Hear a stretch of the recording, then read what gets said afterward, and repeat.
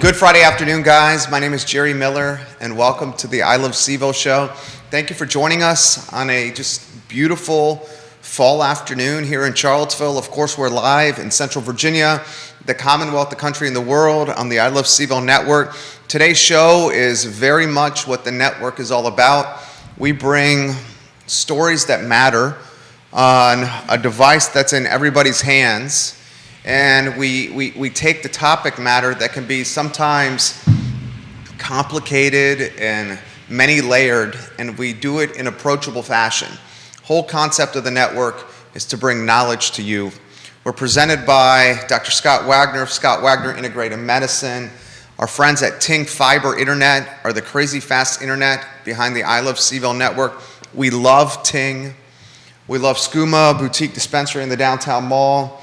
And our newest partner, the Boar's Head Resort, an event that's starting in November, a winter wonder, where they light up the Boar's Head acreage with twinkling lights all over their grounds for families and parents and grandparents and couples to enjoy during the holidays. We cannot wait to tell you more about that. But folks, let's talk topics that matter. And if you'd like to offer some perspective on the show, leave it in the comments section on all the social media platforms you're watching upon, and we will relay it on air. Judah, if you can go to the studio camera, please, and let's welcome just a fantastic person, and Kathy Galvin, to the show. Kathy, good afternoon. How are you? I'm doing quite well. Thank you very much, Jerry. It is a beautiful day, and I always enjoy being on your show. Well, thank you for coming. I will compliment you on the very great look here. I love the jacket. I love the haircut. You look fantastic. Well, you know, I'm the longest surviving member of the city council, and I've been off council for 2 years now, and it's extremely therapeutic. I was going to ask you that. Is it refreshing? It's refreshing to be off council. So my hat goes off to those of you that are still serving, and my hat goes off to you that are going to serve. It's a very challenging job. We have an election coming up. We'll get to that. We'll get to Mr. Pinkston, Mr. Wade. We'll get to the trends that are going on. First, you. What's filling up the time these days? How's life? Life's going very well. I am very busy with my own practice. I've got architectural work. I've got urban design work. The balancing act right now is to juggle it all at the same time, you know, maintaining some of the lessons I learned during COVID, which was you've got to exercise, you've got to eat right, you've got to make sure you get enough sleep and spend time connecting with the people you love. So all of that was happening during the lockdowns that we all experienced, and now that it's all ramping up again, wanting to make sure I keep that peace of mind going. And you know, I still have my dog, still have my wonderful husband. My son got married, my firstborn got married last August. That was big news. And then I have a son that lives in Richmond. My married son and my daughter-in-law, Anna, are in Washington, D.C. So we are growing as a family and thriving as a family, and I can only thank the powers that be for that. I'm glad to hear that. I'm glad to hear you're doing well. You are radiating positive energy. Yeah. We can do a little, assessing, some crystal balling, some Monday or Friday afternoon quarterbacking here on trends that are happening in the city. I'm going to get out of your way. Where do you want to start here with the dynamics in City Hall? Well, I've been reflecting about City Hall quite a bit. As I said earlier, I was on council for 8 years, so I guess that does make me the longest surviving councilor in the area. I think David Toscano might have served 12 years, but be that as it may. I was on council at a time when I actually experienced a form of leadership through Satyendra Huja. He was the mayor for 2 terms, two-year terms, and I learned quite a bit from Huja. And I saw in him a person that built teamwork. It made the mayorship one of extreme selflessness, and it was all about kind of enabling the other legislators, the local legislators, to get their work done. Constantly touching base with us, on the phone, but also going out to monthly lunches. And then before that, I was on the city school board, elected school board, and that's where I first met Juan Diego Way. We served together. And again, another collegial group of people that their mission was what's best for our children, and they had a really strong grounding in policy. We learned policy, we learned regulation, and then we had a very strong CEO, and that person was Rosa Atkins. So the idea was, you do policy, you hand it off to your executive, that executive implements, and everyone knows their lane, and then everyone can do their best work because you know what your job is. Huja was that kind of leader as a mayor, and I do think we are in need of clarity in what this form of government means in terms of leadership, both as the leadership on the council and then the leadership within the government bureaucracy itself that is hallmarked by the city manager. So those are some just examples that I have in my own memory banks, and what I hopefully brought to the table when I was on city council.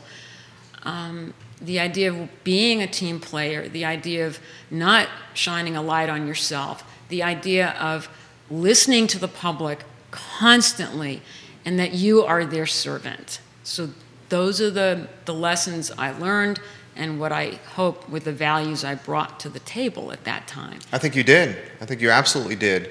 I think today, with what's happening in Charlottesville, it is convoluted, it is distracted, there's discord, there is concerns with leadership and staying in the right lane, and it's frustrating not only for folks within the building who voice their frustrations to us off the record, but it's frustrating for us as business owners and taxpayers in this jurisdiction.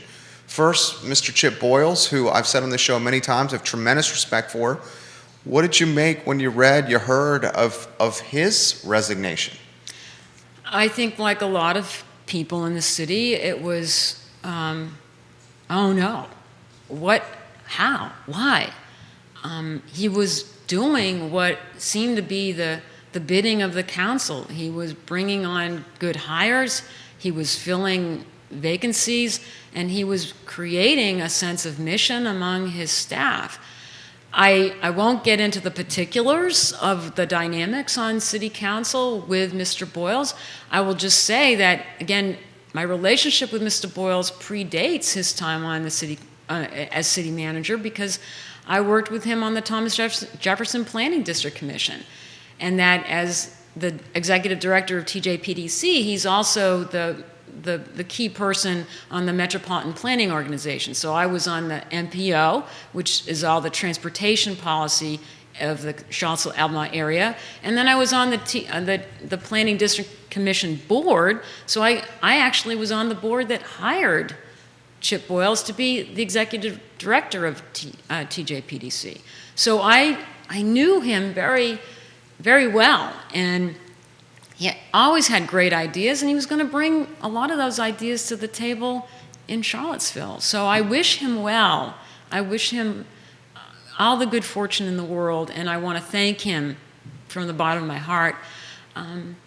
And I will say, too, I also admired Teron Richardson. I wrote a letter to the editor about Teron Richardson, and that I felt that the press was very negative, and I just listed the positives that that person brought to the table, and he was extremely experienced, as was Chip. So, and both of them were, I will say, hired to be change agents, hired by the council to create positive change, to, yes, fill vacancies, but to put the bureaucracy in a course of being mission-driven and effective and customer, citizen-oriented. So my concern is now, was looking back, Did the council at the time understand what that change was that they were asking these two gentlemen to do? Was there a communication breakdown? When you hire people to effect change in your organization, you need to give them leeway to do that. And instead of getting in the way at every step of the way when something didn't seem right. Again, it's the keeping in your lane, and especially when you've hired someone specifically because you wanted a change in direction for the organization. So that's hopefully something that the new council coming on board will have time to reflect on. They've got to build a new team. There's got to be really strong leadership on council when whoever they elect their mayor to be. I would hope that they learn some lessons from Satyendra Huja, for example, and see how the citizen, the servant leader model works, and that one that builds collegiality so that the other councilors get their resolutions, get their legislation passed.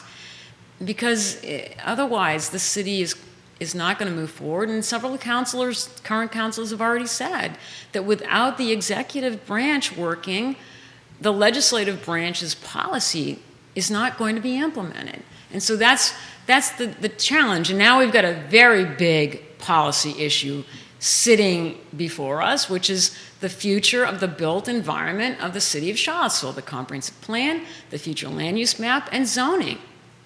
These are gigantic pieces of policy. And then the zoning begins to be the biggest tool to implement that policy. So that's why the policy and the tool, the future land use map and the zoning, have to be really in sync. Because otherwise, you'll have what we've got now, which is, oh, your comprehensive plan says this, and your future land use map says this, your zoning does this. I really like what the future land use map says, so I'm going to push that. Oh, no, I want to stick with zoning. I'm going to push that. No, you've got to get them in sync so that you begin to be that very efficient government that ultimately is a cost-effective government that ultimately leads to better, less expensive development, period. Great take there. Questions coming in for you. Folks that read your editorial in the Daily Progress. Folks asking about Dr. Richardson and whether we should bring him back to stabilize the government. We'll get to these comments. Folks asking of your take on FLUM. Not a crazy fan of the acronym, but it's the future land use map and upzoning. Folks asking how we got to this point with local government. I'll get to these guys, and if you have questions or perspective or some praise for Kathy Galvin, put them in the comment section and we'll relay them on air to the former city councilor. I've called this election, which is November 2nd, I believe, as the most important election in Charlottesville city history. Now it's compounded by having to pick a city manager on top of the upzoning, and that's divided the jurisdiction. How do you characterize this November 2nd election and its importance for Charlottesville moving forward? Well, number one, take a deep breath and vote. I like it. I just did that today. It feels She's got really the good, really good. So just go do it. And it's also at the state level, too. I just wanted to say that the state level is really important. But right now we are at a point in this city where, and quite frankly, we haven't been stable since August 12, 2017. And kind of riffing a little bit on a line that Joe Biden uses, we've got to demonstrate to the public that government works. A lot's at stake here. We were all and out threatened that day by a groups of people that did not believe in our form of government, didn't believe in our values. And so we need to demonstrate that this little progressive city can have a very effective, efficient government and that we get stuff done. And stuff done in a way that's also is a product of a very thoroughly engaged public. The policies that are implemented have a very clear rationale that's substantiated with evidence. And that I'm an architect, I'm an urban designer. I've lived in this city for, 37 years. I know a lot about what this community values in terms of its built environment. They like things to be of a certain scale. They want things to be walkable. And above all, they want it to be an inclusive, welcoming city. So given that it's not an either or, no zero-sum games, it's not only the built form, it's not only the social economic agenda, it's all of it. And so when I look to the future, we desperately need leadership, and we definitely need policies that speak to the values of the community. So, for example, I just kind of have this phrase, you need to design your density. It's not just density, because just density alone without conditions means you're not going to get affordable housing. Density without physical form conditions doesn't mean that you're going to have a place that looks like the Charlottesville we all love now. It will look like a totally different place. And so that's what I'm saying. It's to be effective in government, you need to really engage your public. That means informing them, not just telling them what you're going to do. We need affordable housing. Okay, so how much? How much when we grow do we cross that line when we've built the number of units we need? Because by the same token, we want to build wealth in our community too, right? We don't want people always to be impoverished. I learned that lesson on the school board. Poverty is horrifying to children. We don't want our children in poverty. So it's got to be a lifting up of the poverty, getting people out of poverty. It's got to be about getting people good housing. And it's got to be about a place that people love. And then when you explain your rationale, you've got people that will see that your zoning has credibility. Right now, there's a lot of inconsistency among some of the applications of the future land use map, the FLUM. People aren't understanding, well, why does this street colored orange and this street's colored yellow when they've got the same sort of stats in terms of street metrics and size of house and so on and so forth. Doesn't make a lot of sense because it doesn't come across as being consistent. And again, mind you, a lot of this was happening during a lockdown, so people weren't meeting one-on-one, sitting at tables, drawing on maps together.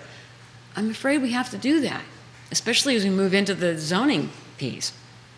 And then design by density and density by design, I have a real problem with the fact that I don't see the hard work of so many of our residents with the 4 small area plans that have already been done, with the strategic investment area, with the hydraulic small area plan, with Cherry Avenue, and with the Star Hill small area plans. I don't see that their work is reflected in those plans. And just to give you an example, in the strategic investment area, which is where Friendship Court is located, the current future land use map says the building heights have got to be between 5 and 10 stories. Well, the strategic investment area, when it was moving towards a form of zoning, a form-based code, it had 3 different tiers of zoning that all kind of ratcheted up or down relative to the intensity of development around the edges. So the residents of Friendship Court, they wanted to have no more than 3-story buildings on 6th Street, and they could inch up to 4 and 5 on Garrett. But all of a sudden, does this FLUM make them out of compliance because they're not a minimum 5 stories? That doesn't make sense. And another example of a citizen process, which was the West Main Street process. There was a major rezoning effort in 2016. The Fifeville and the 10th and Page and Star Hill neighborhoods just like let up a huge roar against the flats and the standard when they went up, because they are huge, big, bulky buildings that tower over their neighborhoods. So I was one of those that led the charge to rezone West Main Street, and so the west side is different than the east side of the Drury-Bryan Bridge. The east side has got no more special use permits for extra height and density. The west side too, but it's 4 stories on the east because it pays attention to the neighborhoods and the context. For example, the Cork Hotel. That hotel is well loved by the people in Star Hill, because when you look at the back on Commerce, it steps down. It's got a beautiful facade. It respects that neighborhood. Now, the future land use map ignores that public process, which was 2 years of public engagement on site in churches at the Jefferson School, and says, no, now that's going to be 5 to 8 story buildings. So where is the public voice in all of this when there was already an established plan that was wrought by on-the-ground public engagement?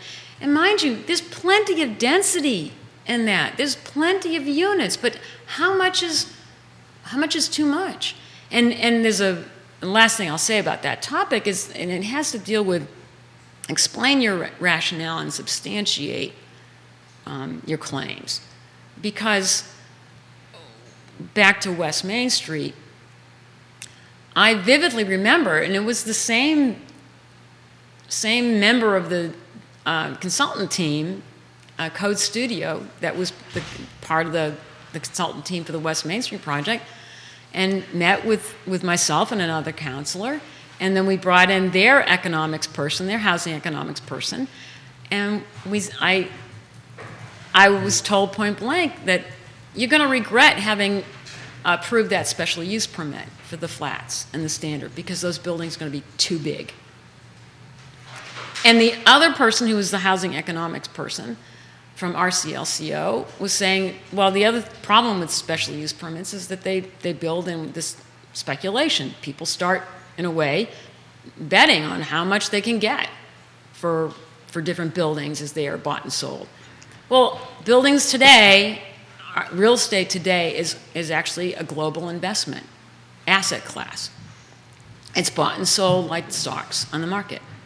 And so this sort of phenomenon was happening, and when the flats sold in 2016 for something like $70 million, it changes our values. Assessments all over the city, but especially in the adjacent neighborhoods. Sure. So this land value inflation needs to be really investigated very carefully.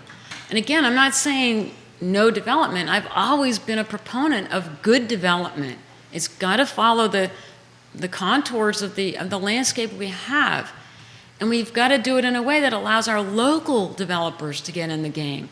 The Gabe Silvermans of the world, but also Keith Woodard and Chris Henry. They know the community, whereas the flats and the standard, they were from some groups in Atlanta.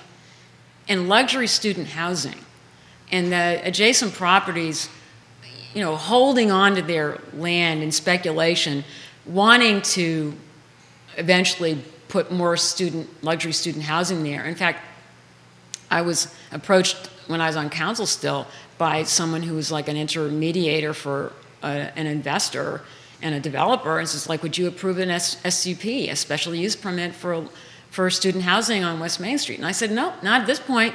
I've learned my lesson. And so that's why I've been so concerned about this overbearing attitude about we need more height, we need more bulk, we need more intensity. We need units. We need the right form. We need to know when and how we reach our affordable housing goals, but we need to articulate them carefully in terms of units, and then we need to monitor them. So that's all these things are still left unanswered in my mind with the future land use map. And so adopting a policy that has still so many unanswered questions, to me, is fraught with peril. And I don't think, personally, that is good policy. And I have made it very clear to the current council that I would really appreciate if they don't adopt the future land use map until they have the zoning ordinance underway, and let them kind of feed each other iteratively. Because interestingly enough, everyone was talking about at the last planning commission, oh, well, we can amend the zoning, we can amend the future land use map when we get going on the zoning. Well, why are we building in more administrative process when we could be doing it at the same time, and at the same time really explaining to the public why this is happening, why that's happening? And then you'll get two new faces and two new pairs of eyes on the problem who have been really close to the public because they're fresh off the campaign trail, and avail yourself of their wisdom as well. So that's where I'm at. A long-winded story, but it's a very complicated problem. Very, very good answer. And folks, we'll get to Councilor Snook here in a matter of minutes on the show. He's in our studio. Thank you, Councilor Snook, for joining us here on the show. A couple of questions that I have for you here. The West Main Streetscape project. This is something that I was very passionate about. It's been deprioritized, and I understand that there's only so many dollars that go around. West Main is the gateway to downtown, it's the gateway to UVA, and Midtown, this corridor along West Main, has become this thriving dining, shopping district that my family loves to patronize. The deprioritization of the West Main Streetscape project, and what went through your mind when you saw those events unfold? It was discouraging, especially it made me question whether or not there was a consistency between action and kind of governing philosophy. The council has as its tenets that it's going to be a sustainable city, an equitable city. And sustainability is very much rooted in how we move. And West Main Street is a major thoroughfare. It got so much state money because the state acknowledges it as a major thoroughfare of state importance. And it's attached to the Amtrak site. So you get people are using trains, you get people using buses, people riding their bikes, people walking. That's multimodal. That means you're not dependent on fossil fuels, a single occupant vehicle. So why is the council not as feeling a sense of urgency about climate change as it is about housing equity? Because there is also an equity component to West Main Street. West Main Street was severed from East Main Street, the mall, during urban renewal, and that was the widening of Ridge McIntyre that was at the same time that they had the widening of Preston Avenue. So what happened? All of a sudden, West Main Street, East Main Street disconnected. East Main Street, the mall, gets enormous investments in it. It becomes an engine of economic prosperity for the city, and for quite some time it was, and some still argue, that's quite exclusive. West Main Street, what happened to that? Okay, West Main Street's sandwiched in between two historically African-American neighborhoods, which back 40, 50 years ago were majority black neighborhoods. Star Hill and Fifeville. Star Hill, Fifeville, 10th and Page, and not invested in at all. Becomes like an automobile row, no sidewalk investments. The trees did go in, the Zelkova trees, but woefully undersoiled, meaning there's not enough volume to sustain those trees, so that's why they're built breaking all the paving. And when you walk that street, it is not accessible to anybody with any sort of physical disability. That's it's fair. just not. That's fair. So it's not an inclusive street the way it is. When you look at people waiting for buses, they're sitting on curbs. The bus stations and bus stops are pathetic. And so how is that an equitable a way to conduct our transportation planning when you deprioritize that, and it creates a zero-sum game, quite honestly, because all of a sudden now it's the schools against our infrastructure. The city's got to do both all at the same time, and I'm getting quite passionate about this. And the fact that we already have gotten most of our monies from the state, and we're throwing it away. And Chip Boyles was somebody that was very much aware of how to go about doing this. I keep my fingers crossed about the infrastructure bill being passed at the national level. But we've got to walk and chew gum at the same time. And to think about infrastructure, and I've heard this when I was on city council, to think about the street improvement as simply a beautification project. No, it's got some of the best solutions for stormwater management built into the way we're building in the soil, the silvicells, to sustain the street trees.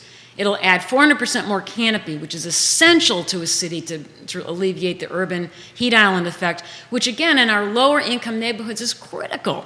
It's critical. You get a lot more leafy green areas in Greenbrier than you have in our heart of our city, which is where a lot of our lower income, predominantly black people live. So how is that only a beautification project, and why is it not a matter of equity and sustainability?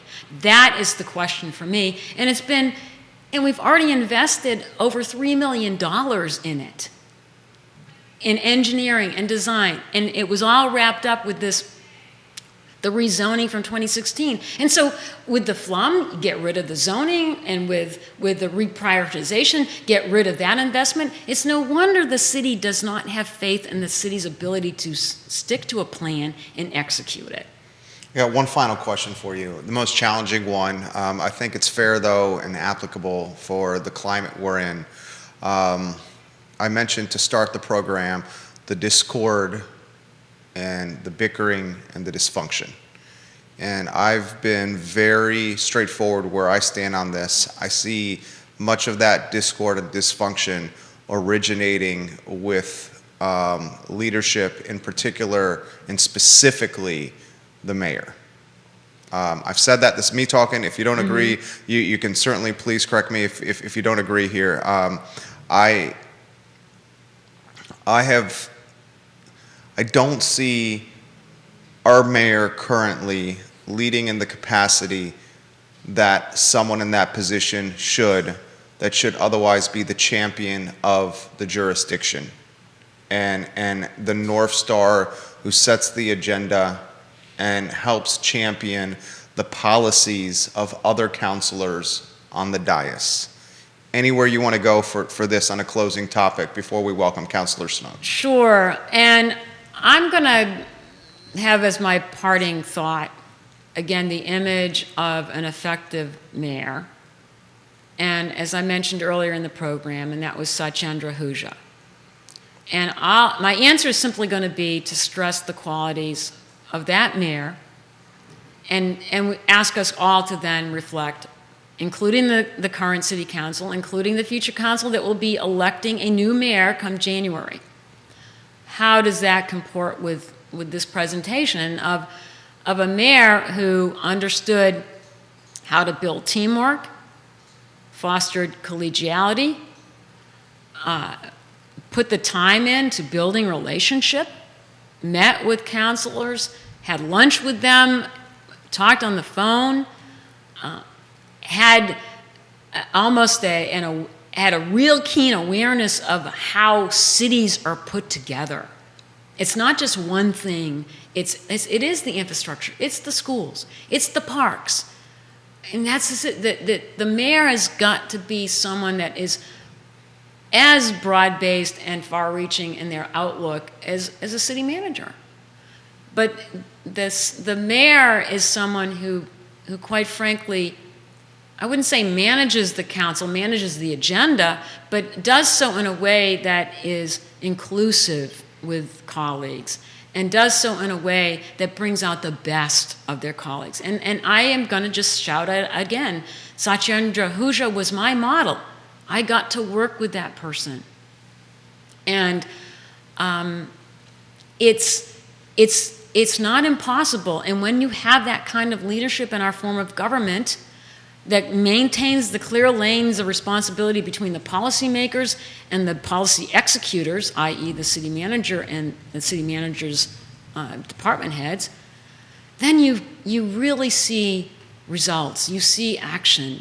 We passed the stormwater utility fee. That was so controversial, but now we're a model in the state, and it's critically important that we have that in place. I just bring that as one example. We were able to get the East McIntyre Park approved and moving forward now with a botanical garden, but also a bridge that crosses the railroad tracks. These are tangible items. The skate park. All of that is things that the public were able to see. And we made investments in assisted housing routinely. So I think it's not just one thing. It's many things to have a well-functioning city. And I'm going to say a sustainable, equitable city that has an authentic sense of place. And that's what, when people love where they live, they're committed to living together well in that city. And I think the mayor is an important role, and that's all I'm going to say. Fair. I find you thought-provoking, insightful. You're a fantastic interview. Thank you for the time, Kathy. Well, thank you. I appreciate the opportunity. Always do. We will reach out to you again. Absolutely. Kathy Galvin, maybe after the election, then we can really... I will take you up on that. Okay. All right. Thank you, guys. Have Kathy a Galvin. wonderful election season. And if I don't see you, have a nice Thanksgiving. Thank you. You have a good holiday as well. Kathy Galvin, guys, we'll have Councilor Lloyd Snook here join us. This gentleman's been quite busy this week. Frankly, he's been quite busy all of 2021. We're very excited. We have a couple of TV stations here. Councilor Snook. Thank you. Good to see you, Kathy. A couple of TV stations watching the program here. Councilor Snook, good afternoon. How are you? Having a ball. You always do. You make the job look easy, almost as if the swan on the lake, where above the lake, composed and confident and elegant. Under the lake, well, the legs are moving quite quick. We'll start with the opening. Lots of 3 a.m. emails. I know, I can only imagine. You are a night owl, though. Open-ended question. Where are we today with local government and City Hall? Councilor Snook. I think we are, I always, people say, how are things going? I was cautiously optimistic. Okay. Sometimes more cautious than optimistic, sometimes more optimistic than cautious, but it's a balance. I'd say, we know that we need to replace Chip Boyles. We know that we will have an interim city manager. We've had some discussions about who that person might be and some interviews just this morning. And the one thing I will tell people is that we are going to try to figure out if there is some way to have some kind of public input or something before we have to name an interim city manager. But we really have to name an interim city manager by this time next week, because Chip's last day is next Friday. Friday, right. And so there's not a lot of time.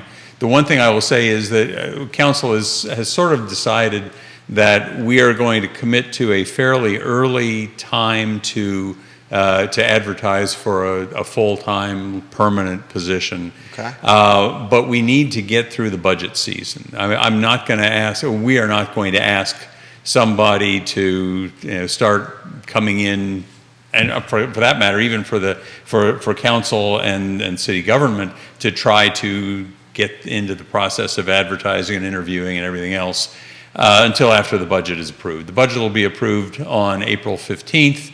Monday, April 18th, we're thinking that we'll put a job posting out, and that will be for a permanent position. So, we've got a plan, moving forward with it. I'm feeling good about it. Councilor Snook, the conversations that I'm hearing is a deputy city manager and Sam Sanders getting the promotion to interim city manager. Any thoughts on that? I think I can, normally I would say, no, I can't comment in the personnel matters, but I can tell you Sam does not want the job. Does not want the job. Does not want the job. Okay. Okay. All right. I appreciate that straightforwardness.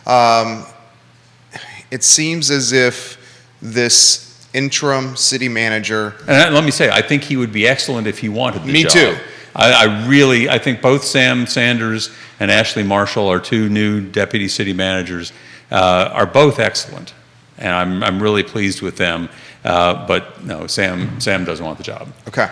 So both the interim city manager seems as if it's a position that obviously is a transitionary position from a personnel standpoint because there's 2 open spots on council. And we are realistic folks. Mr. Pinkston and Mr. Wade look like the front runners to Pretty fill. likely. Yeah, yeah. I would think any kind of decision-making done before having a clear-cut council is almost like an athletic director that's on his way out, hiring a football coach. You're a sports guy, and that football coach becomes a lame duck with the athletic director going out. Right. What do you think? Well, we're not going to hire, and that's part of the thinking behind why we're not hiring a city manager at this time. Even if we had decided, and it's frankly one of the reasons we had decided on the timeline when we brought in Chip back in February, was that there was no point in bringing in a new city manager, with a month before the election or something like that. So yes, that factors into the process. We have to have an interim city manager. We have to have an interim city manager basically November 1. And so we will have an interim city manager by November 1, by hook or by crook. That will happen.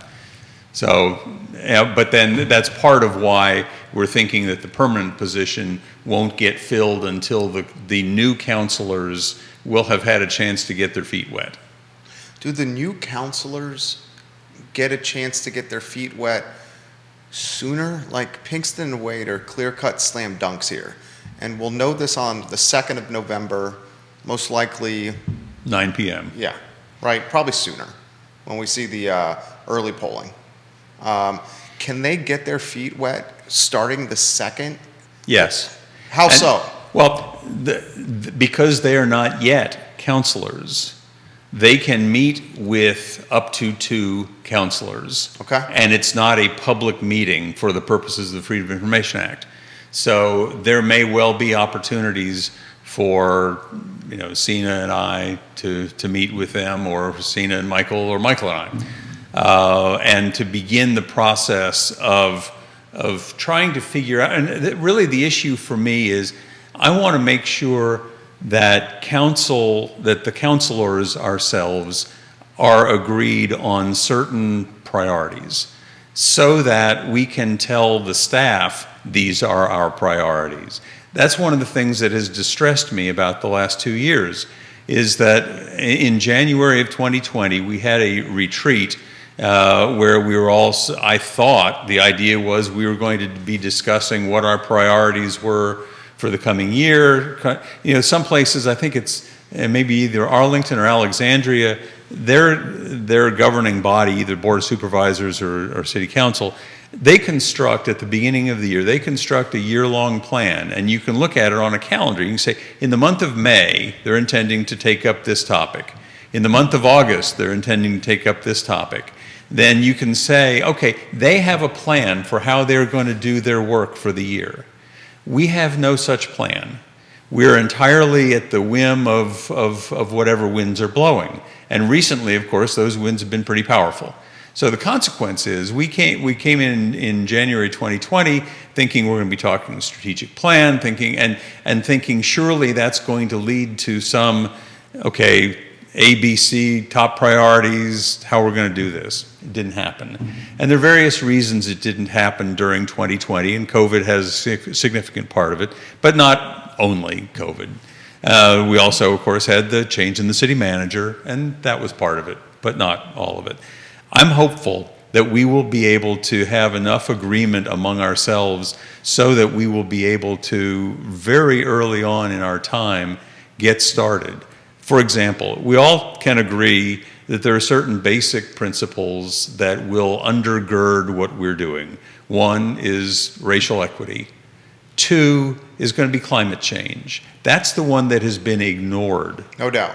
And it's been ignored, not just, it was ignored before I became on council, but even when those of us who were newly elected said, this is important to us, we've never been able to actually get something moving. Part of that has to do with, we have a sustainability office, it's in the Public Works Department. It probably ought to be in Neighborhood Development Services. Maybe we get some different leadership, we put it in a different place, we designate a deputy city manager one of whose jobs is, your job is to make sure that the climate action plan that has been promised now for a year and a half, that it actually gets done. Your job is to figure out how we're going to infuse climate change into all of our decision making. Give you an example. Buses. We are going to need more buses for some of the expansion of the routes we're undertaking. What kind of buses do we buy? I personally think at this point it's nuts not to be buying electric buses. Amen. Of course, our buses right now are diesel. Some places have gone to sort of a transitional fuel using compressed natural gas. I see no reason we should be investing millions of dollars in infrastructure in what is clearly intended as a bridge to the future, when the future is just about here. If we placed the orders right now, the buses wouldn't get here until 2023. So let's not look at what the technology is in 2021. Let's look at what it's going to be in 2023. And if you look at all of the projections of economics and the market and everything else, what you see is in 2022, the expectation is that starting in 2022, it will be more costly to buy a gas-powered vehicle than an electric vehicle in terms of operating costs looking into the future. That the cost curves will have crossed at that point, and starting next year, that's going to be the wise play. I think we're also in the same position with buses. And that there's a study that's being undergone right now to determine that, and Garland Williams, the CAT director, is doing this. But at some point, I think that council and the city as a whole need to say to the city as a whole, to the city government as a whole, this is important. This is more important than maybe a few $100 over here, a few $1,000, whatever it's going to turn out to be. If it was a difference of millions and millions of dollars, it'd be a different matter, but it's not going to turn out to be that kind of a difference. It's a question of, we need to make this decision. We need to, if we have embodied climate change and carbon neutrality as truly a priority, then we ought to be willing maybe even to spend a little bit of money, a little extra money to get to that. I think that's a no-brainer. And so that's one of those issues that for various reasons we just haven't gotten to. We haven't had the time. 2 years. It's the opportunity cost of all this collateral damage. Yeah. That's been a distraction. I mean, Mr. Chip Boyles, we're hearing potentially the Stafford jurisdiction as the next step for Mr. Chip Boyles. Your thoughts on Mr. Chip Boyles and his short tenure here in Charlottesville? I think Chip did, first of all, he has made some very good hires. He has done a very good job selecting deputy city managers. He's tried valiantly on some other positions. James Freeze is another excellent hire. Some other positions like HR director, we just haven't been able to fill. Hopefully we'll get around to getting the right person into that job pretty soon. There's some really good applicants right now. I think he was going along just great until the whole incident with Chief Brackney. Personally, I've said this before, I think it was the right decision for a whole lot of reasons that have not really been a part of the public discussion. But then I'll also say, and it's no secret here, that Chief Brackney and I have had our disagreements over the last year and a half, and I don't want to get into more of that because it would just everything will be colored by those comments. It's unfortunate, I think, that the way things worked, I don't think Chip handled it well. I think he said that. Yeah. Yeah, he would agree with you. He made the right call. He made a decision that had to be made. You know, one of Chip is an adherent of the good to great philosophy that says the first priority is to figure out who the right people are to have on your bus. You can move them around perhaps from one position to another, and don't obsess over which position you're putting them, but get the right people on the bus, and in some people, get the wrong people off the bus. And that's what Chip was trying to do. And I think his heart and his head were in the right place. Execution wasn't very good. In retrospect, was the newspaper Daily Progress op-ed the right play? It was not a well-done op-ed. I mean, part of what I do... Was it the words or was it the outsourcing to the PR firm? Well, was it both? I started with the words. I don't particularly care who wrote them. Chip signed it. It was not a well-done piece. Part of what I do as a defense lawyer is to try to figure out how to make somebody's mistake look not so bad, or somebody's potentially bad moment turn into, oh, it was self-defense. That's part of what I do, is to help frame that argument. It's called managing perception. Yeah, and a lot of what when I read that the op-ed piece, I thought, oh, Chip, yeah, should have said it this way. Could have taken it this way. So yeah, it was not a well done thing. I don't have a problem with him doing an op-ed. Although the fine line we walk is that we are told we're not supposed to talk about personnel matters. And as a general proposition, that is correct. We're also told, however, we're not legally prohibited from talking about personnel matters. And so some people say, well, they demand that we answer all of these questions. There are times when, even if you're legally permitted to say something, it's not smart to say that thing. And one of the problems we've got here is that there are a lot of things, yeah, we could talk about a lot of these things, but to what end? What does that really get us? Chip didn't try to make this a firing for cause so that we would deprive her of the severance pay or anything. It is like, to use your example of the football coach, the football coach, sometimes management says, we just want to go in a different direction. That's what firing not for cause involves, going in a different direction. And I think that we had to go in that different direction. Can you characterize the challenges of filling the city manager position, how difficult or lack of difficulty perhaps it could be? I mean, we have some very qualified individuals that have assumed that position. Dr. Richardson moved halfway across the country for that. Mr. John Blair, friend of the program, essentially because he took the interim role, is now the attorney of Stanton, right? Mr. Chip Boyles. A quieter life. Right, a quieter life in a charming Stanton community. Mr. Chip Boyles left a phenomenal position with the Thomas Jefferson Planning District Commission, right? Right. I mean, Mike Murphy, we know the list. Well, so here's what we've seen.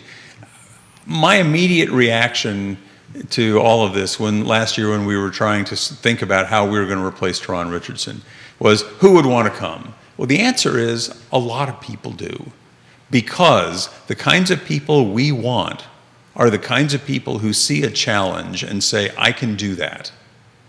And so we've got people who are applying for our jobs, even though they read the Twitter feeds and the Facebook posts, and they keep up with things, and they know what they're walking into, because they say, I'm a can-do person. I can do this. I want to do this. And Charlottesville is attractive for a whole lot of reasons. And the idea of, I can come in here and here's a way I can make a difference, is a powerful attractant. And we're getting very good applicants for these jobs. And I mean, you can make a very legitimate argument. We talk about managing perception, that it's almost at rock bottom now. So the new hire has nowhere to go but up. And it's almost like, and we go back to sports because we're sports guys, a coach that takes over a team that's at the bottom of the division. Only way to go is up. And if the coach is able to do that, they become almost like someone who can take a few loaves and a couple of fish and feed hundreds, if not thousands. Right. This question for you, is the city manager, the newly hired city manager, should the prioritization be someone of color? I don't know that it's a priority. It's certainly something that could be viewed as an asset. But one of the things we found is that there are a lot of people who, a lot of white folks, who are able to be good leaders. And here's the thing. To be a good leader in a time of change, you need two things. You need a clear vision of the change you want to bring, and you need the ability to attract and keep a team to implement that change. Okay. When we think about the folks who have been, I've said this publicly about Chief Brackney. We applaud the vision of the 21st century policing, but after 3 years, she had not had the ability to attract and keep a team that was willing to or able to implement that vision. Not, again, the vision we don't have a problem with. It's the implementation. And so what we need, if you look at any kind of a project, a change, a reform, anything, what we need is that ability to get the right people, again, to use the metaphor, get the right people on the bus and have them stay there.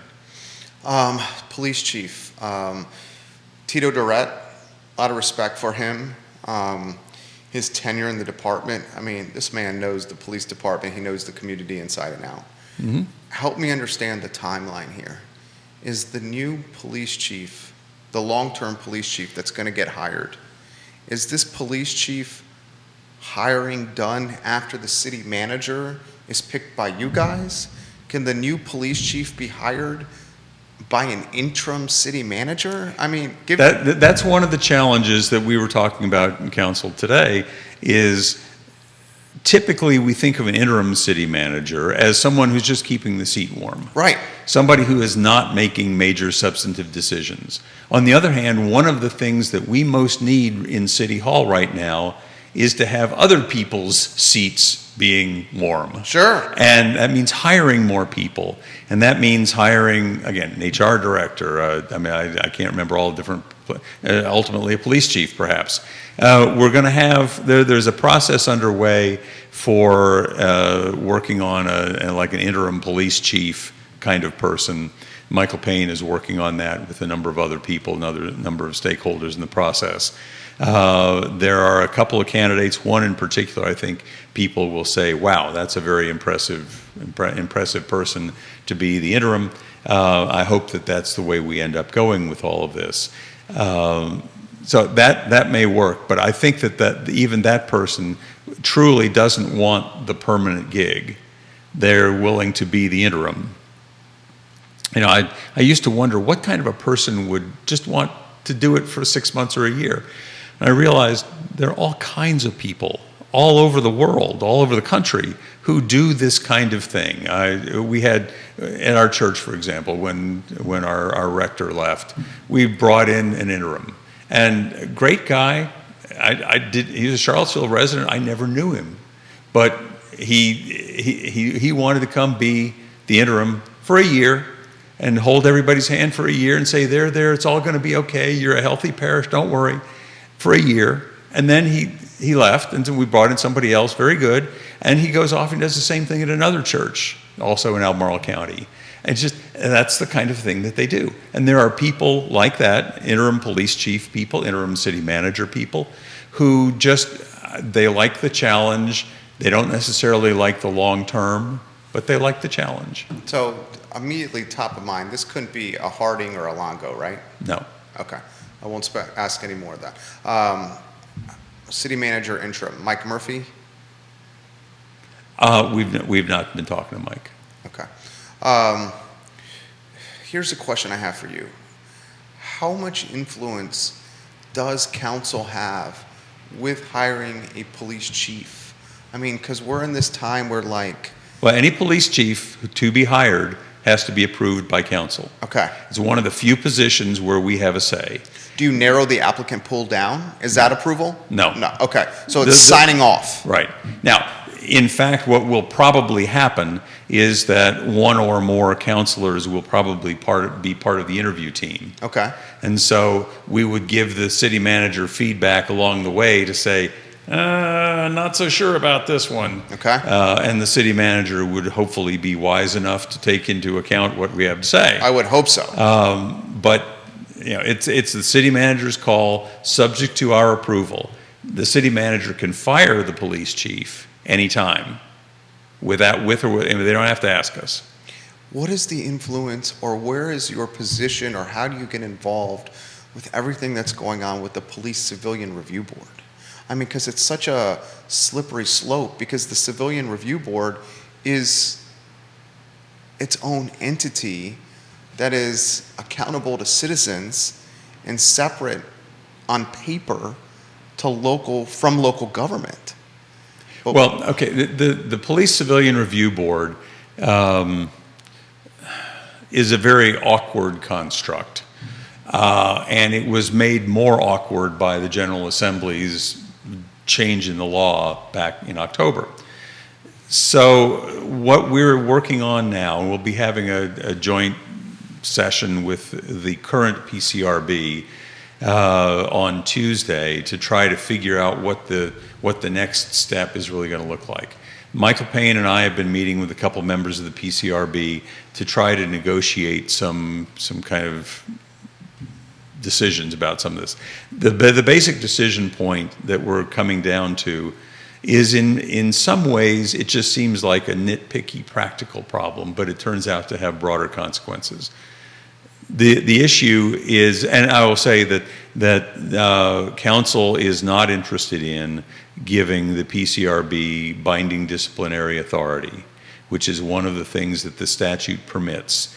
But there is nobody on council, none of the five of us are in favor of that. That's not going to happen.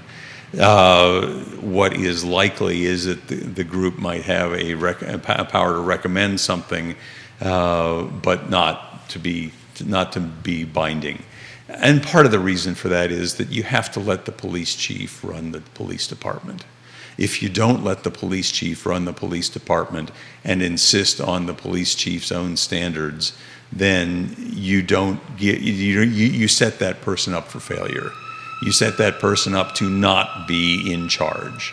So we don't want that. So the second question is, well, okay, will the board have the power to investigate everything, or only the things that meet certain criteria? And one of the things we've found is that over the last year or so we've had a PCRB, there have been like 20 complaints made, and most of them come down to, this officer was rude to me. Okay, question, do we really need to have a public hearing on that?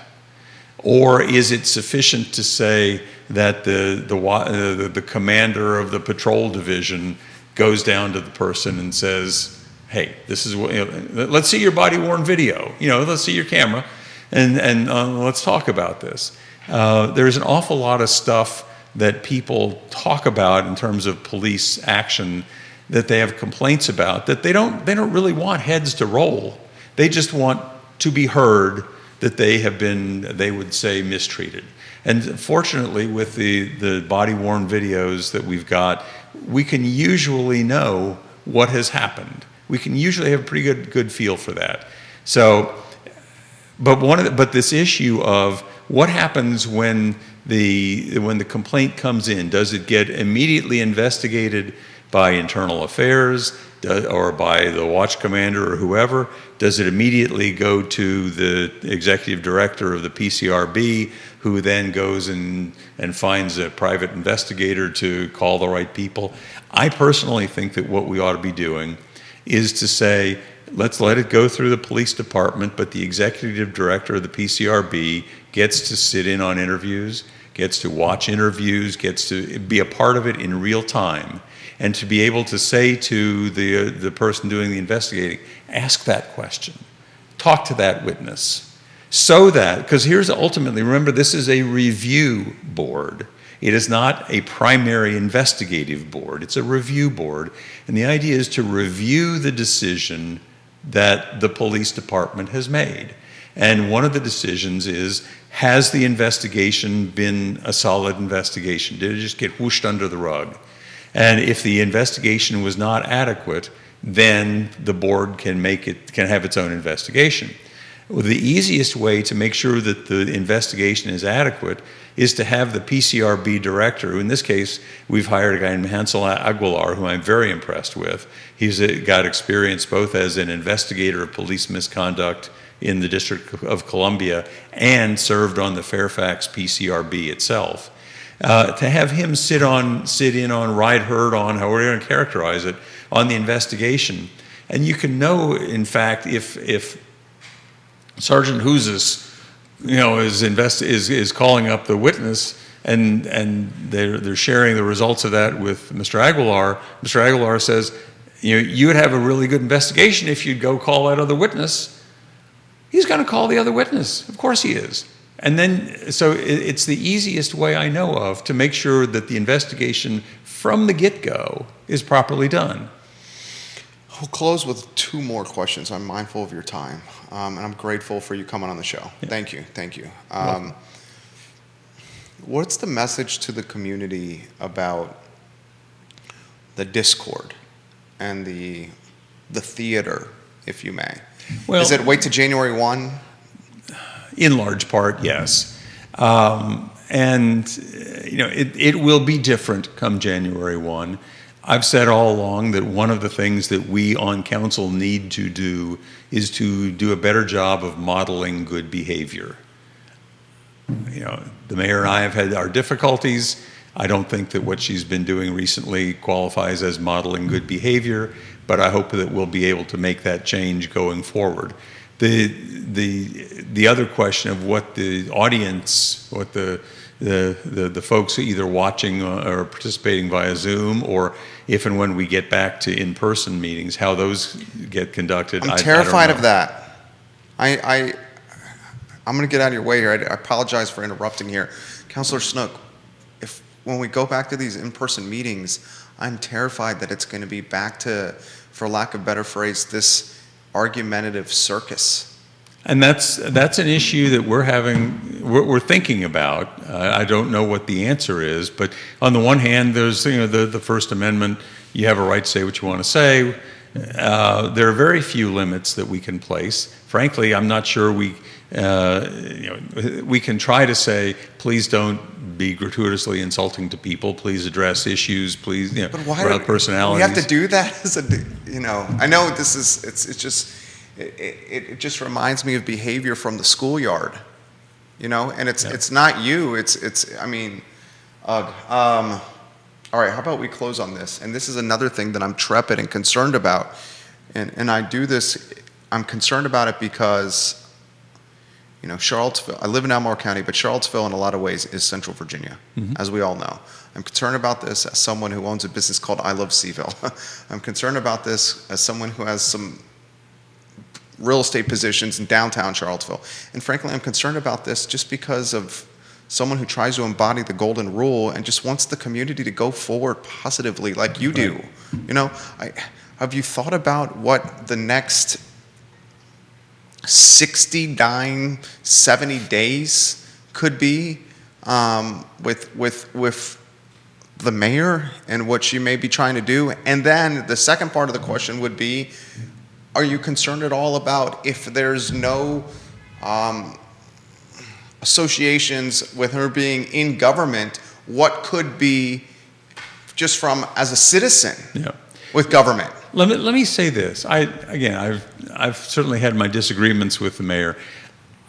I will say this about her. I think that although she and I disagree about what this means, I do not doubt that she wants what she would perceive to be the best Charlottesville possible. Okay. I absolutely believe, as a matter of her good faith, that she believes that what she's doing helps get there.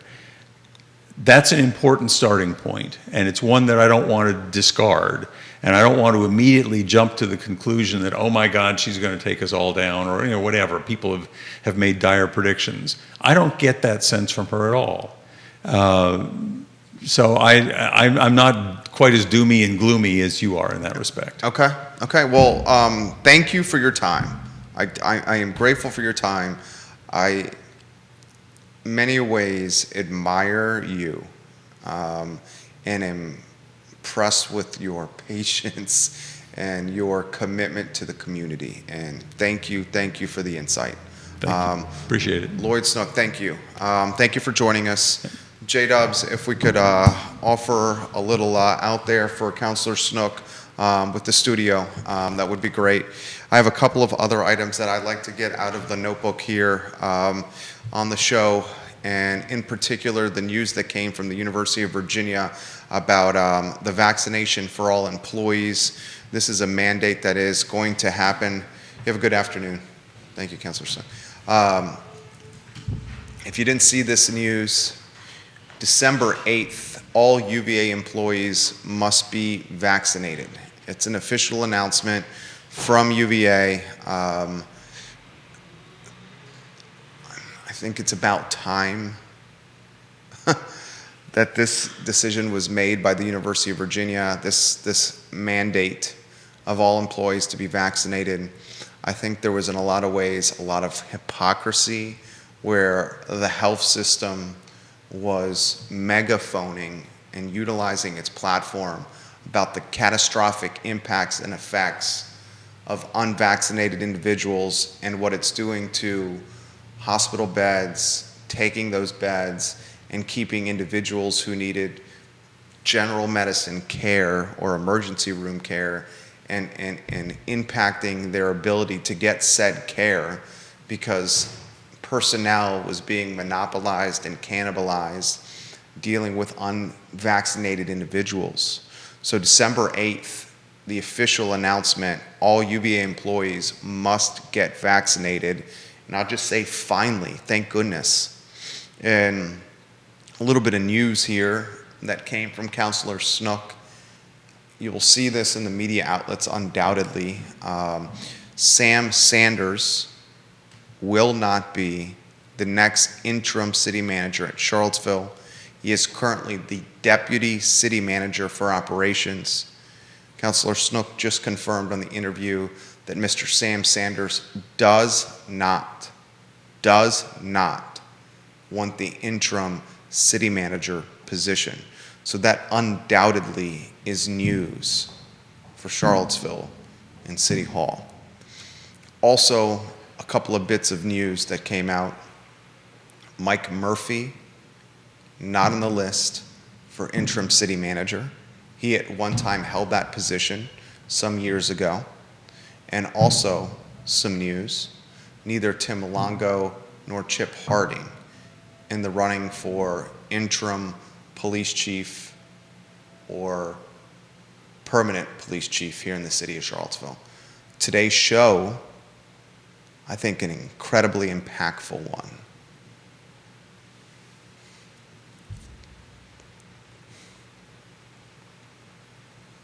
You know, and I'm going to close on this.